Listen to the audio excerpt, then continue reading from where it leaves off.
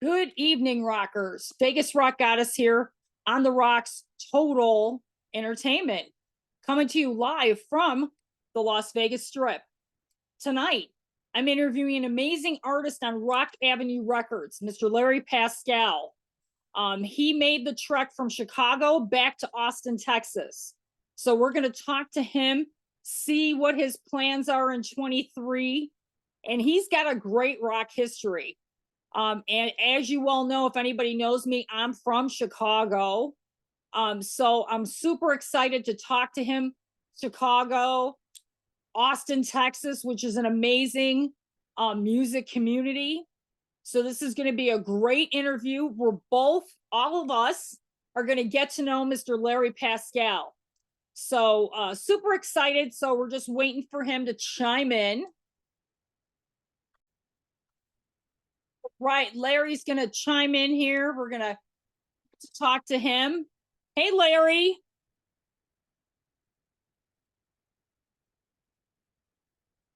How are you?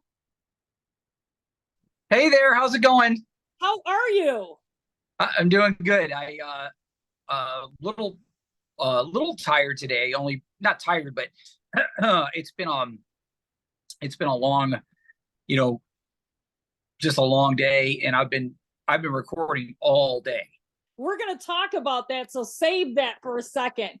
But Sure. I want to thank you for coming on the Rocks and Total Entertainment here, because I want people to know who Larry Pascale is.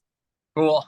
Yeah, that's awesome. So I'm super excited. So let's start. I want to go back to the beginning when you started this rock and roll journey. You were like 13 years old. What were you thinking at 13 years old when you wanted to pursue this career? Well, what I was thinking is that it better work because I had my dad constantly and my parents constantly, like, hey, what are you gonna do? Because I was a football freak, and so in high school, I was 13, 14. Music was taking over my life at the same time. So I was a sports nut and music, but music won out. So, but I was thinking that I knew I could sing really well. I knew I could write great songs even at a young age. I was winning talent shows singing original songs. And so I knew that part of it I had. And then I started playing guitar, and I thought, I can do this. And there was a lot of influences there. My dad played music, and I just was just so into it. But I knew it could happen. And I was very influenced by actually you know 50s, 60s, 70s music, to be honest with you, first. Right.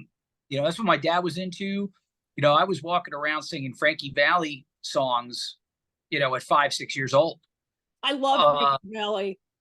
yeah, I mean that's my wheelhouse. I mean, yeah, I sound like an 80s rocker, and my songs are very melodic rock, but there is a lot of influences that you'll hear through my stuff, like on songs like Pieces and 1700 Yes. Miles to 3 days. You'll hear those harmonies. You'll catch that stuff where it's way more melodic than just power chords and hammering stuff out. I mean, Right. there's a lot of going on in these songs. And from a writing perspective, even a track like Pieces and Just 3 Days, or Black and Blue, Thank God It's Your Mind, things like that. There's a lot of minor sevenths, major sevenths, different chord inversions. There's a lot of things going on that it's even very Todd Rundgren-ish, some of it. So you take all of that, the Kiss influence, the oldie stuff, and you bottle it all in. And I think that's what you kind of get from me. You get really amazing melodic rock music with a lot of great vocals, great guitar solos that written the way they should be, where there's a song within the solo is a song within the song. It's not mindless noodling. And for me, that's what it's all about. Great soloing, great bending, great phrasing. Think Neil Sean, Journey, think Don Felder, the Eagles, think that kind of guitar soloing.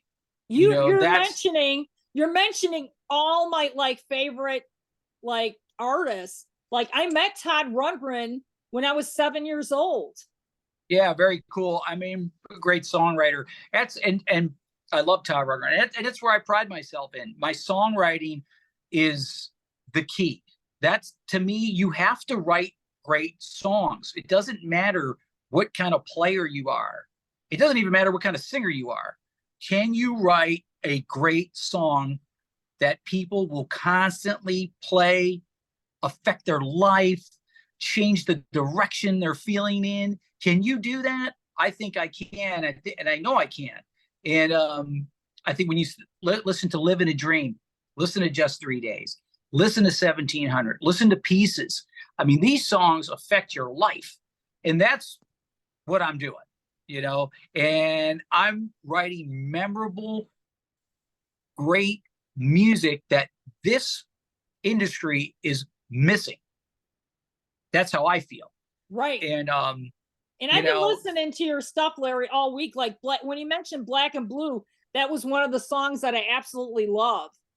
Awesome. Yeah. And like See You on the Other Side is just an amazing piece. Yeah, it's a completely different record, the first one. And what I'm doing is I'm taking, like, for this new album that we're doing under the label for the first time under Rock Avenue Records USA label. So I'm taking some older stuff and redoing it, and of course mixing it with new songs. And the first single is under the label, though, is going to be Live in a Dream. Yeah. And that's, folks, I love it. I mean, that song just kills. And with it really being pushed, I mean, I see the amount of like plays and spins and things that I've gotten on my own, right, which are phenomenal. But with this being pushed out there, this stuff could be huge. Yeah, I'm so excited about the new music. Let's talk about, I want to talk first off, I'm from Chicago. We've had this conversation. So yeah. what I want to do is kind of talk a little bit about Chicago, and we're going to make the trek to Austin. So let's start in Chicago, because I know you played a lot in Chicago. What were your impressions musically about Chicago as far as rock and roll? Well, if you go back in the early 90s, because I was in Jersey first, and then I made my way out there. There was a very good rock scene for a lot of years there. And then it kind of dwindled away a little bit. And, there's a lot of good rooms to play, the Vic, and there's a lot of cool places to play there. Right. But what I witnessed happen over the X amount of years is it became a very tough city to do original music in. Which, as you've probably seen this trend in many areas. It's a great town. There's a lot of great things to do there. But there's a stigma almost around original music right now. And it's very, how do I say this? We're trying not to. It's extremely political there, and you can be look. I've gotten voted best vocalist in all of Chicago. Right. It doesn't matter if you are not politically tied in. It's tough, and I say musically, I'm saying politically tied in. And so I love Chicago. It had a great scene. It dwindled into, who do you know? It's all cover songs. It's the same 7 bands that play the same 45 festivals every summer. So, right. and it's just geared towards doing covers. And I mean, I played the Cubby Bear, which is a great room. Oh my God, right by Wrigley Field. That's an amazing venue. Yeah, I played there in September, and we did great. But you've got an artist who's got song. I'm talking in the third person here, and it's like pulling teeth to get booked. It doesn't make sense. So, but it does make sense when you figure out what's going on over there. You know what I mean? Now, Yeah. oh, go ahead. No, what I'm saying is you're not speaking anything that is not the truth right now. And I mean, I'll be honest with you, Vegas is kind of going through the same thing. Mm-hmm. We have a lot of cover bands, but let me tell you, some of the best cover bands that I'm working with are going into the studio with original material now because they know they cannot base their fan base on covers. Mm-hmm. Exactly. It's not. It just doesn't. I mean, it just doesn't happen. And for me, I can go do that anytime. I can join any cover band or do whatever. Right. I mean, I'm master Exactly. time, but that's not what I'm all about. For me, it's about being leaving a legacy. Yes. You're not leaving a legacy playing covers. No. My whole thing is songwriting. So, and that's as my fan base grows and grows, and I go out and play, people they're taken aback. They're like, man, every song you play is great. And I wrote them all. And that's what it's all about. So for me, there is a mission, and that mission is to be the guy who leads this great kind of music back to the forefront. And that's phenomenal vocals, phenomenal melodies, great guitar solos, hooks that you remember, songs that tell a story, that are positive, that make you feel good, that make you, maybe you might want to cry, maybe you might want to dance, maybe you're going to sing, maybe you're going to feel all kinds of emotions. And that's the kind of music that I write. And I call it like a harder edged Eagles. That's kind of what I'm doing. And I've been listening to your music, and it's so amazing because every song is different. That's right. There's no cookie cutter That's right. about you as an artist. And that's so important right now. And it was funny because when I was talking to Jeffrey, he mentioned your name, and I'm like, that name sounds familiar to me. And, he's like, you two should get together. Maybe you should, have him on the show. I'm like, yeah, because I mean, like I said, we have that kind of Chicago connection. Oh yeah, for sure. And as far as a rock and roll connection, for sure. Oh yeah. Your story is still being written. 100%. I mean, I had put my career on hold for a while because family and other obligations and a time off, and I decided that, no way am I leaving this. I'm going to make this happen. Yeah. And, when you write and you can write good tunes, that's what it really comes down to. So let's talk about Austin. Yeah. Now, why don't you tell me a little bit about how Austin came in the picture? Are you from Austin? No. I'm from Jersey. And was in Chicago, and my fiance is from here. Okay.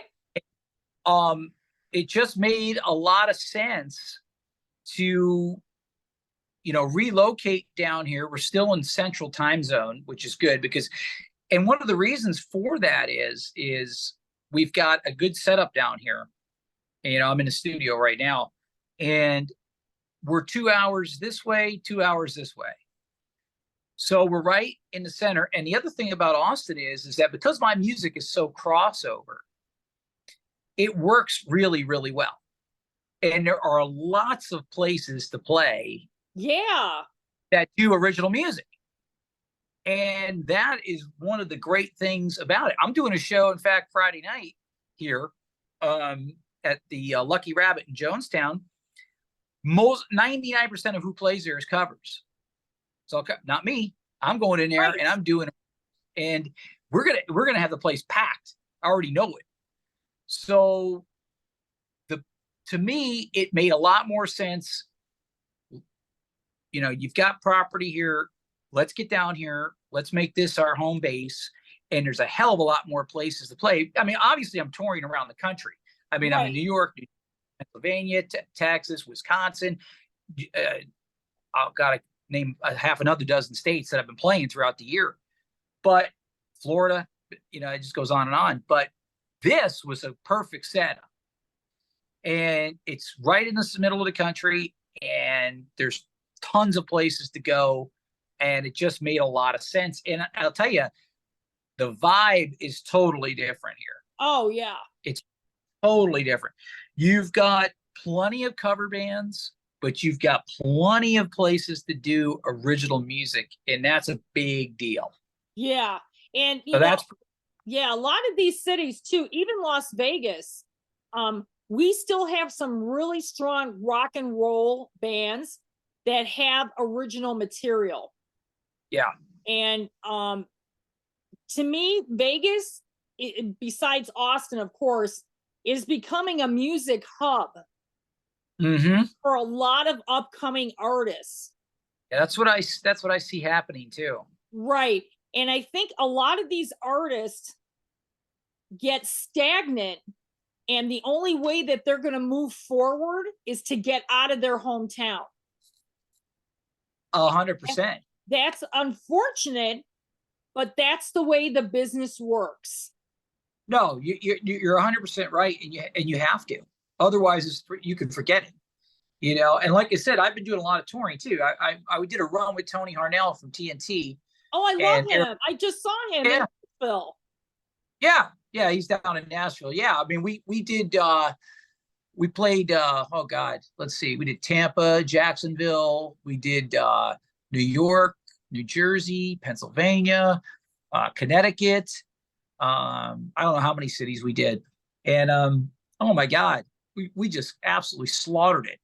Yeah, he's an amazing artist to see live, and I can only imagine you two together on a stage. Oh my God, it was really. Thanks. Yeah, it was really awesome, and it was cool because it was Tony who there was a mutual person who presented my stuff to him. And when we talked about doing this run together, and we're going to do more shows in the fall, and he watched my stuff and immediately was like, "Wow, this guy is great," and that was really complimentary, you know, and that's how we got hooked up.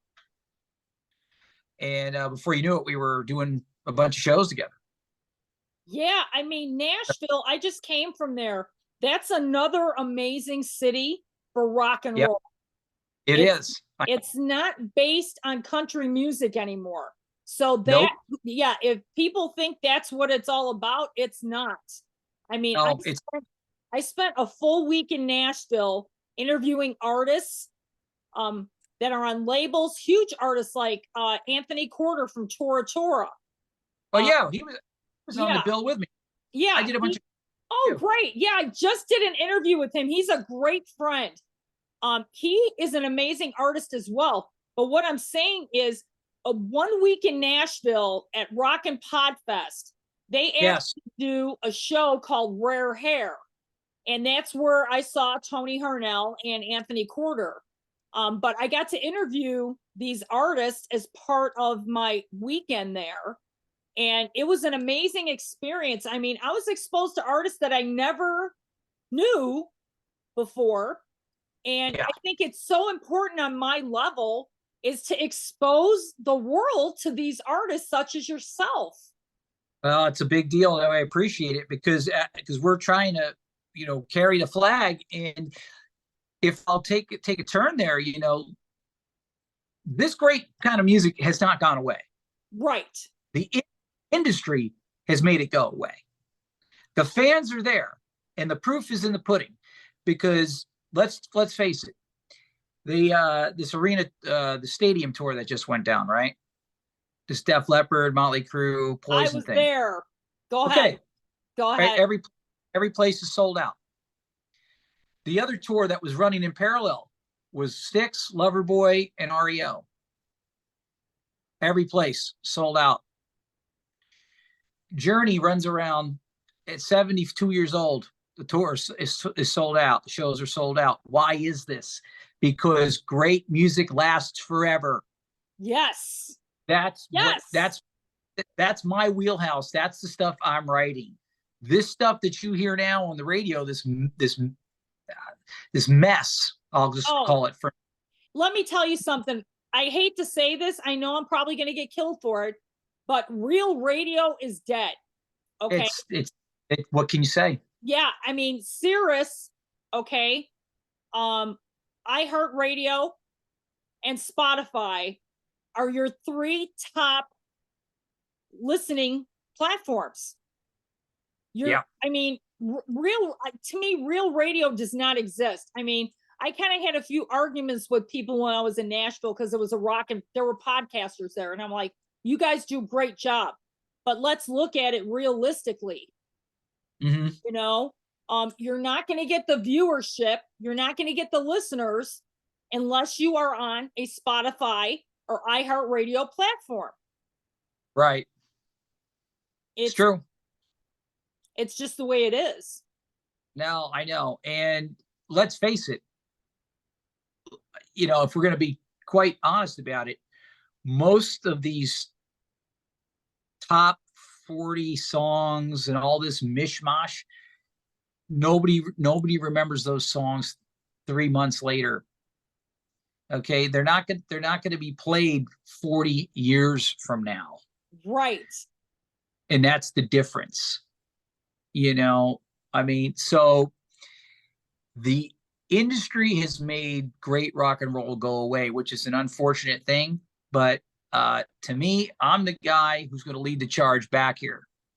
And it's coming. Let me tell you, 23, I said it on my year-end show. 23 is going to be the year that rock comes back because it never left, but it's going to come back with a vengeance. I agree. 100%. 100%. So, with that being said, I'm going to get this record done. I'm already kind of behind the 8 ball a little bit because of the transitioning move and everything. So it's been kind of, so I'm almost done. This stuff's going to blow people away. Yeah. I mean, I can't wait. I mean, Jeffrey, he's not letting the cat out of the bag, but he's like, man, this record that Larry's doing is going to blow people's minds. I agree. It is. It is 100%. I cannot wait. Yep. It's good. It's great stuff, man. It's oh, God. So it's very exciting. It's what it's all about. I mean, when people put this on, I think, they're gonna sit there and they're gonna go, yep, he's right. You can't hit the skip button. Right. Exactly. You will not hit the skip button. I'm telling you right now, you will not. Now, do you play all your own instruments, Larry? I think I was reading that you do. I do. So on this record, about 70% of this album is all me. Okay. Now, so what's cool is though, in a little bit different this time around. So my drummer Rob Chandler did he did I think all but one of the drum tracks, all the drums. A good friend of mine, Scott LaRock, played bass on 3 or 4. I did the bass on all the rest. I'm doing all the guitars. I'm doing all the vocals. I do all the writing. There is no co-writers. I write everything. I do all the, everything. So it's been fun to have the other guys play on us a little bit, but yeah, I mean, I do it all. Absolutely. 100%. In fact, I'm always getting pinged to do vocals for people, Okay. so people contact me like, hey, can you sing on this demo for me? Can you sing on this record for me? Right. Can you play on this record and that works out well too. But yeah, no, I do everything. Yeah, absolutely. And in Now, yeah, go ahead. no, I'm sorry to interrupt you. What I was going to say is, now when you go out on the road to support this record, who are you going to bring along with you is what I'm sorry, I didn't mean to interrupt you, but who are you going to bring with you? Yeah, so Rob Chandler will be on drums. He's out of Chicago. Luke Ramelli will be on rhythm guitar and doing some leads, but I do all the leads too. So, but Luke will be on here. He's out of Chicago too. And I'm currently my bass player who has been with me for years. He decided he did not want to tour anymore. More personal family reasons why he can't. So I am currently auditioning new bass players, and am actually looking for one right now. Before we go on September. So yeah, it'll be obviously, and of course, Right. Hey, Larry, why don't you tell the folks, do you want anybody to like maybe send you a demo or send you some info on maybe there's an artist out there that would love to play with you? Yeah, I mean, if you're a bass player and you play bass first, you're not a guitar player who plays bass. I'm not looking for that. I'm looking for a bass player who can sing harmony. It is a great person. You have to be a good person. That is more important than how you play, believe me. Because this industry. Yes. Being a good person is just as important as how you play and sing. Right. So yes, I'm looking, it's funny. I didn't think I'd be in this situation, but I am. I'm looking for a bass player who can sing harmony, is a good person, it is available to tour, and wants to be part of something really special that's happening here. So if you're out there, you know how to get a hold of me. Hit me on any social media platform, my website, LarryPascaleMusic.com. You can get a hold of me there. And I'll take a listen for sure. But we had some great stuff happening here and an incredible record coming out. And then one right behind it. I mean, I'm a songwriting machine. So there's no shortage of great material. And I'm sure, Larry, that you were writing a lot during pandemic. Is that right? Mm-hmm. Absolutely. I sure was. Yeah. Yeah. That was a tough time because my Black and Blue album finished, and all of a sudden, the world shuts down. And that's another subject I could get into, but I won't. I know. That's okay. The only reason why I brought it up, because a lot of the artists that I'm talking to have been working on those songs then, and now they're being released, is what I'm saying. So those things that were being worked on are now being released to the world. Sure. Exactly. So there's a lot of that. I've got so many songs, so many good songs. I should say good songs. Great songs written. Great songs written, not songs. Even though Kiss is one of my favorite bands, Gene Simmons would write like 20 songs for a record. He'd get 3 on the album. Right? Well, there's a reason why, because 17 of them were crap. So don't take my word for it. Just listen to Paul Stanley tell you. Right. So, but I mean, no, to me, again, and I'll just keep hammering this home, is that you don't have anything unless you can write great tunes. And that's really the whole thing for me, is writing, number one. Singing and guitar playing 2 and 3. But the writing a great track is what it really comes down to. And I think we've got something here that's phenomenal. And that's really exciting. Now, Larry, what are some of your musical influences? I know you said the 70s. What about like particular artists that you absolutely love? Yeah, I mean, I think I mentioned a few. I mean, the God, I mean, Don Felder. I mean, if we're talking about guitar playing, Don Felder, um, Neil Sean, George Lynch. Um, I'm probably forgetting a few right now. I love Michael Sweet from Striper, and Oz Fox. I've met Oz You Fox many times. Yeah, yeah, it's just great. And from a hard rock perspective, there's Yeah, other amazing guitar players that are just, like Les Paul was amazing, and right, Chet Atkins, and stuff like that. There's so many, but that influence in my guitar playing really is melodic, and it's really like a combination of like Neil Sean, Don Felder, and George Lynch. right. Vocal wise, singing wise, boy, um, you know, Steve Perry always going to be number one Right, of in course. my. I was fortunate enough to. I was actually doing some Journey cover thing for a while, and where I was just doing the vocals. And then from songwriting, that's a whole nother thing, right? Now we're talking, yeah. I mean, the Eagles, the Beatles. I mean, I think Paul Stanley from Kiss is a super underrated songwriter. Because Kiss gets a lot of flack for the whole show and glow, but now you don't stick around this long if you don't write great songs. Oh yeah. I mean, Yeah, yeah, they're you know. Again, I don't know if I mentioned Todd Rundgren, one of my favorite songwriters. right. Daryl Hall, another one. Bob Gaudio, who wrote most of the Frankie Valli stuff, like those great melodic songs.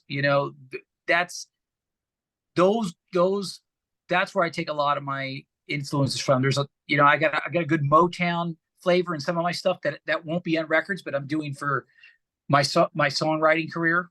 That is for other artists and for Right. commercials and movies. Uh-huh. Um, Smokey Robinson Oh is one my of the God. best songs. You know, I mean, so that's another person that I really admire from a songwriting perspective. So that I mean that's a pretty good list right there. Right. It's funny because I kind of have, I listen to all kinds of music. I grew up with Johnny Cash, Charlie Hmm. Pride, Waylon Jennings. These are Sure. these were influences back then. Even though I might be into rock and roll, I love everything. It's funny you mention these other artists because this morning, like when I was driving to work, I was listening to Barry White in the car. Sure. Absolutely. I I mean, got George absolutely. Benson. George Benson, what an amazing underrated guitar player. Of course, 100%. He's great. And it's funny when people, if you get into my car, you know, basically what I have on is, what is it, Soul Town? Like some of my favorite tunes are like Philly soul, you Yeah. know, stylistics, stuff like that. So even though you might listen to my tunes like Living a Dream and Black and Blue and their hard rock 80s type style songs, that's not what I'm listening to 90% of the time. If I'm listening to music, it's usually Motown, it's Frankie Valli and the Four Seasons, Right. it's Philly soul. Like I said, it's the stylistics. Oh my It's God. Yes. What about it's Wild Cherry, man? Do you remember that band? Yeah, I sure do. That was isn't that play that funky music, is it? Yeah. Yeah, I mean, so that's more, it's funny, like those are the songs that I'm actually listening to. So Well, yeah, that's just good. We're kind of, on the same page then, Larry. yeah, yeah, there's some names escaping me right now that I for some reason I can't think of the names of the bands right now, but they had that's where I draw a lot of my songwriting that comes from. So yeah, I mean, another great artist I love is Rick James. Oh my God. Rick I, James. I love Rick James. That guy was underrated as well. Oh my God, Beyond Belief. Oh my God.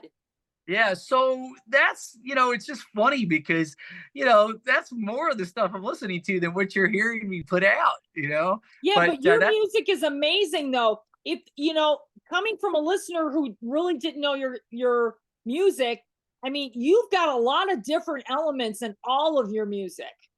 thank you. Yeah, you can hear what I'm talking about. Yeah. Yeah, totally. I mean, there's a lot going on there.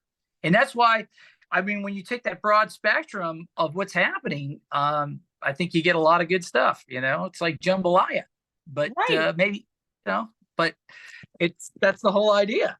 Exactly. And I don't want to be pigeonholed. I don't want to No. be pigeonholed to genre. That's another thing, you listen to pieces in 1700 in just 3 days, but then you listen to a track of mine like Black and Blue and Love. I don't know if you heard Love. I haven't heard Love Um, yet. that's wicked. Um, you listen to those songs and you're like, not, or Thank God It's Your Mind too. You're like, not really sure where to put this guy. Like, what's he doing? Yeah. You know? And that's another thing I've always hated about the industry is being pigeonholed.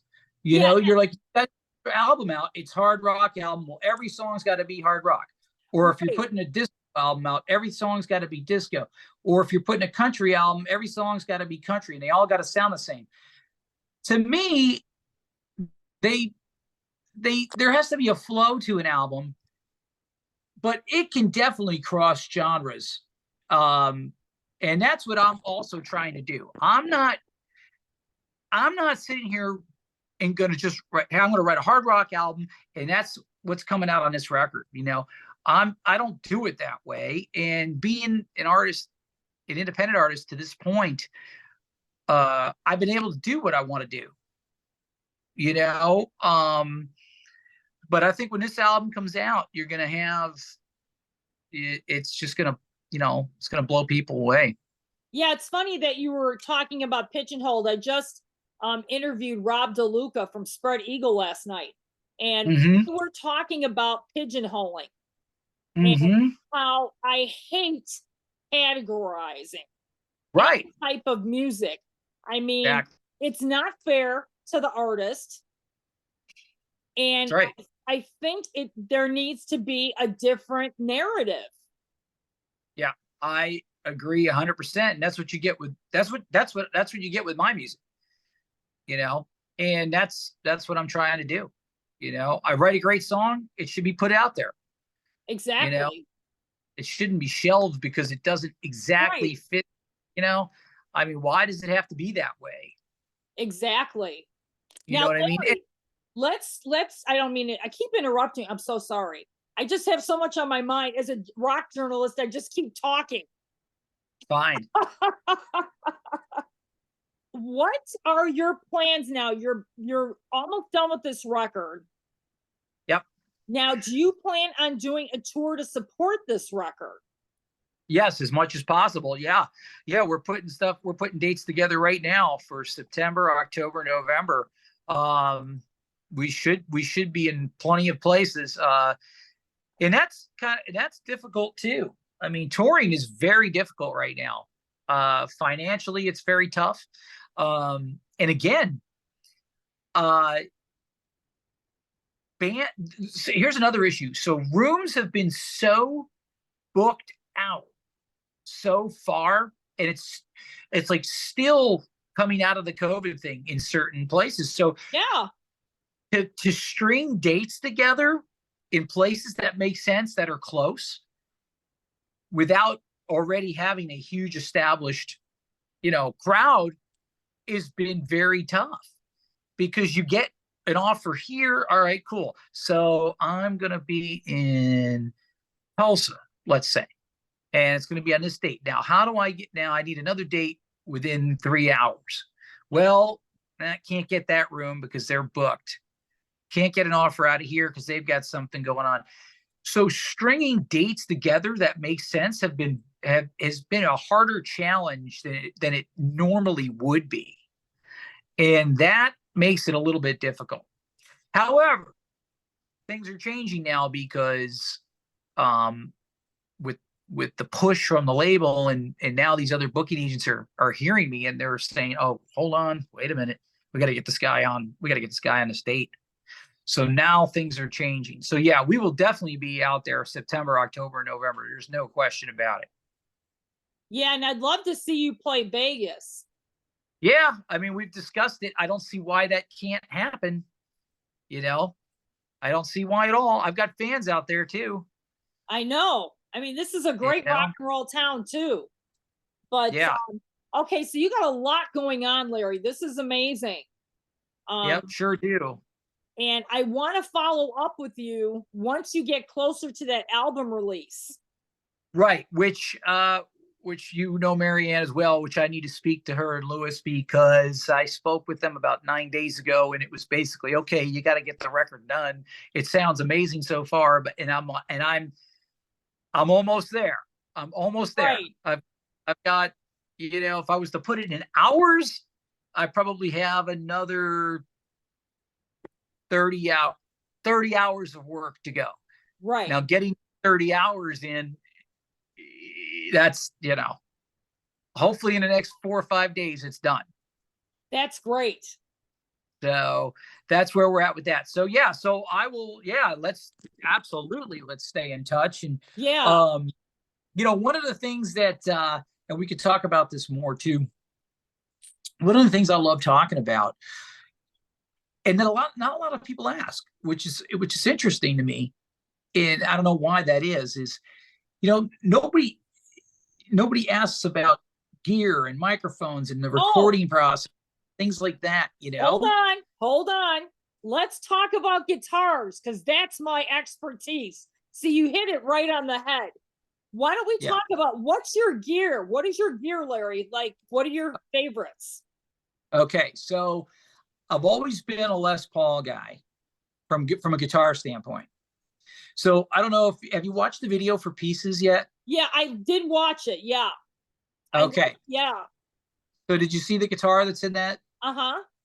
Yeah, so that's an Abalone Blue Sparkle Les Paul Custom. Oh my God, that is a beautiful guitar. Yeah, there's only like maybe 7 or 8 of those in the whole world. And the other Les Paul that I have, that there's really no pictures of, but I guess I could try and show you real quick. Is the this is incredible. You're gonna flip when you see this. This is a 70th anniversary, so it's brand new. Okay. It's Les Paul Custom in they call it Pink Sparkle. Look at her. Is that absolutely unbelievable? Oh my God, that is a beautiful guitar. I mean, look at that. Yeah, it's the whole, Wow. I mean, it's, and it's numbered too. Yeah. This is some piece right here. Oh my God. So, I know. I know. So the 2 main guitars are my Les Pauls. I've got a killer, oh my God, what year is this thing? This is a reissue, actually. This is a 62, I think it's a 62 reissue, Fender Strat in shell pink. It's actually in the Just 3 Days video. Oh yeah. Yeah. It almost it looked almost beige to me, but now that you're holding it up to it is pink. Okay. Yeah. Yep. So that's another one. That's a great guitar that I use a lot. Old Gold Top that I have is killer too. This old Gibson Les Paul. Oh yeah. Top. Yeah, love it. Yep. So that there. And then one of the guitars that I use, where the hell is it? Oh, it's over here. So this one here, and you saw it in the Just 3 Days video. This is a guitar that's not very expensive. This emerald green Hagstrom. Ooh. Yeah, it's beautiful color. Oh my gosh. It's so versatile. You get a telly sound out of it. You get a semi-Harmony 35 sound out of it. For a guitar that's on the other end of the spectrum money-wise, it's like a secret weapon. I've got that thing all over my record, blended in with the other their guitars. It's awesome. And then vocal mic for recording. Now this I'm using this amazing Telefunken TF51, and it's kind of a take on a AKG 12, but it's got an amazing top end to it, and it just sits right in the mix, and you basically don't have to do any EQing. You almost have it flat, and it just sits right in the mix. So that's my main vocal mic for recording. So, but yeah, I mean, I'm a guitar junkie, of course. Why? How could I not be? Right. I mean, those guitars, So, I'm sure you even have more than that. That's just like the tip of the iceberg. yeah, And exactly. So we'll save that for the next show, Larry. It'll be like a part 2. yeah, I know that's great. And there's so much to talk about. I know. I mean, we could do this for like 2 hours. It would be like it wouldn't be a problem. So yeah, so I'm gonna state right now, this is part 1. So we'll have part 2 coming soon. But Absolutely. you are such an amazing artist. I love your music, and I definitely want to stay in touch. Definitely. Oh, yeah. Give me some updates. I talked to Jeffrey and Suzanne often. So they'll keep me abreast on what's going on, because I want to do a major push for you, for this record. I appreciate that. And I think we've got some amazing, great songs, and there's no reason it can't be something on a it really can. See it when we play live, I sell out, and people are pretty much done. They're just like, where did it come from? Why? What have you been? Well, I took a lot of time off, and but now we're doing it. Yeah, now you're doing it. Now, the question that I ask all my artists at the end, I always kind of pick a different one. This one I want to ask you specifically. If you could give advice to your younger self, what advice would you give your younger self to get into this business? Get yourself educated first on the business. That would be the first thing. Because you realize how, I'll go back to the politics. You realize how political this is, because if you don't know somebody, your chances are very, very minimal. It doesn't matter how good you are. So the first thing is get yourself educated on the business as you're building your chops. Your songwriting is number 1. Musically, songwriting is number 1. 2, educate yourself on the business, or vice versa. 3, consider getting yourself a trade so you have something really good to fall back on. Right. That's great advice, Larry. Yeah, I mean, you don't, there's a reason why they say the starving musician. There's a reason for it. You will spend so much time, so much money, and so much energy that you've got to have something to support that. Now, unless you've got a rich father or a rich family member, or someone, you're going to have to pay for it yourself. Right. Or you're going to have to live in somebody's basement. So my thing is, get yourself educated on the business, become a good songwriter, get yourself a trade so you can support yourself and do what you need to do this stuff. Because all these things you see in here, like all this money, all this gear. It didn't just happen. No one handed it to me. Right. You know what I'm saying? My Yes. dad didn't say, here, Larry, here's $100,000. Go out and do what you Right. want. That didn't happen. Exactly. That didn't happen for me. But You know, but Larry, you're making it happen, and you're a great example to the younger musicians. Never give up. Keep that's going. right. That's right. Don't stop. That's Yeah. why there's my song, Living a Dream, autobiographical. Exactly. You know? So if you're out there listening to this interview later on and you hear it for the first time and you haven't heard me, put on that song Living a Dream in just 3 days. Go listen to those 2 tracks. I know. You know? I mean, it's such great music. Why don't you tell everybody? I know everybody's going to watch tonight. Why don't you let everybody know where they can find your music, Larry? Yes. So you can find the music on Spotify. You can find it on iTunes. You can find it, on Amazon, all those different platforms. You can go to my website, LarryPascaleMusic.com.